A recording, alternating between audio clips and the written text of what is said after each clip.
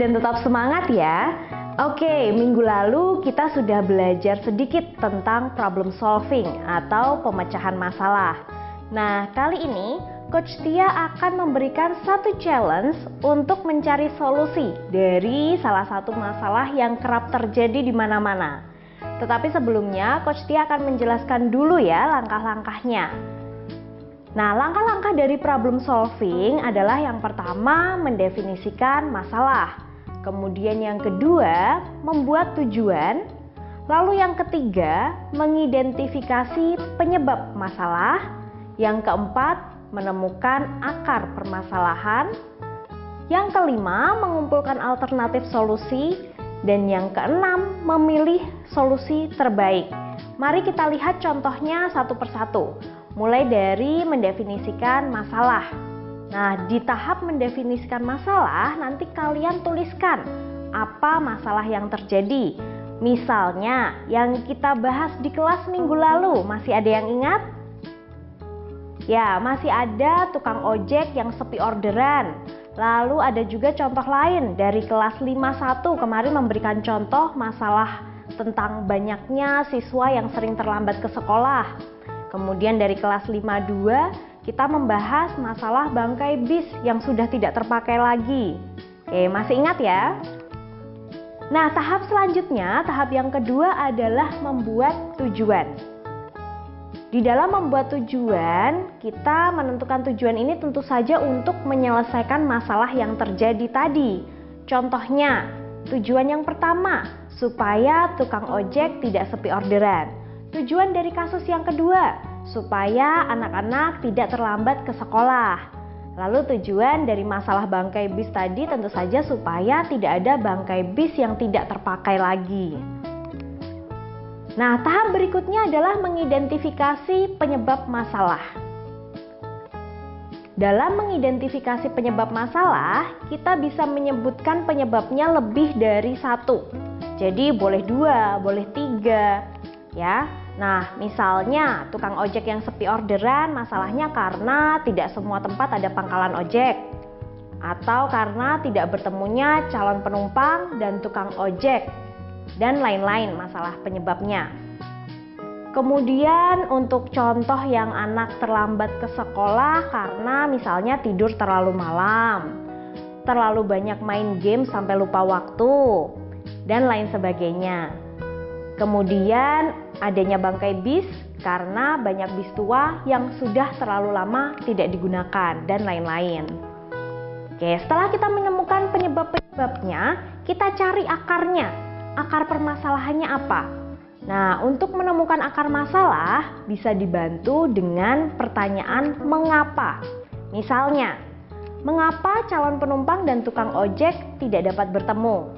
Oh, karena lokasinya berjauhan. Oh, karena tidak saling kenal. Lalu mengapa anak tidurnya sampai kemalaman? Oh, karena tidak ada pengingat waktu. Lalu mengapa bis tua sudah tidak digunakan lagi?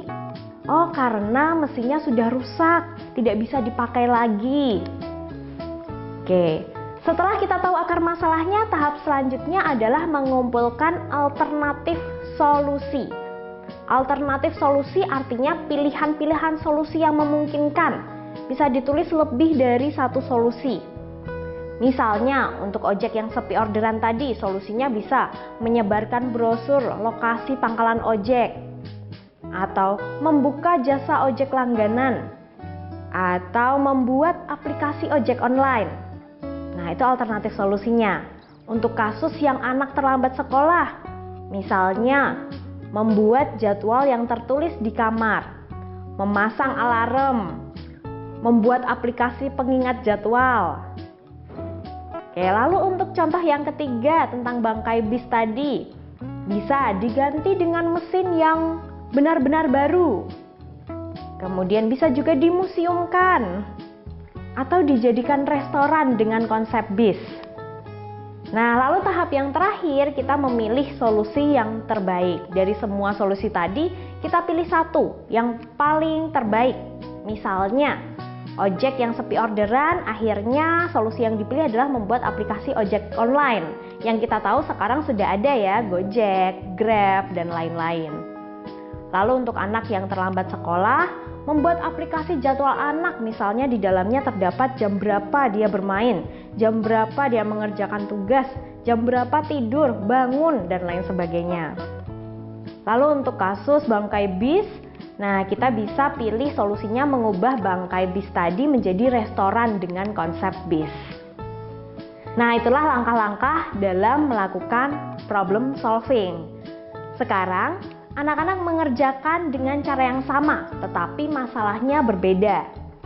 Disimak baik-baik ya, masalahnya ada di dalam video berikut ini. Halo anak-anak, video kali ini akan menjadi challenge untuk kalian. Mari kita simak salah satu masalah yang sering terjadi. Hari ini kita akan belajar mengenai polusi udara. Menurut Kamus Besar Bahasa Indonesia, polusi merupakan pengotoran atau pencemaran. Misalnya, polusi air, polusi udara, dan juga polusi suara. Nah, untuk polusi udara dapat menyebabkan masalah kesehatan seperti paru-paru dan juga glaukoma. Salah satu penyumbang pencemaran atau polusi udara terbesar adalah transportasi. Menurut penelitian dari Jurnal Investigative Ophthalmology and Visual Science, orang-orang yang sering terpapar polusi udara memiliki peningkatan sebanyak 6% untuk mengalami glaukoma. Selain itu, polusi ini juga dapat mempengaruhi produktivitas seseorang.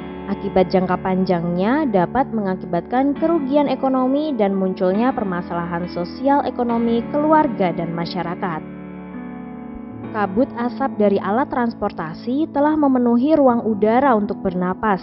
Ditambah lagi, muncul pencemaran dari rumah tangga seperti asap rokok hingga pembakaran sampah. WHO mencatat kematian dini akibat polusi udara mencapai 7 juta kasus per tahun. Kematian tersebut dampak dari pencemaran udara melalui penyakit stroke, penyakit jantung, penyakit paru, dan lain-lain. Hal ini tidak hanya terjadi di Indonesia, tetapi juga di banyak negara lainnya.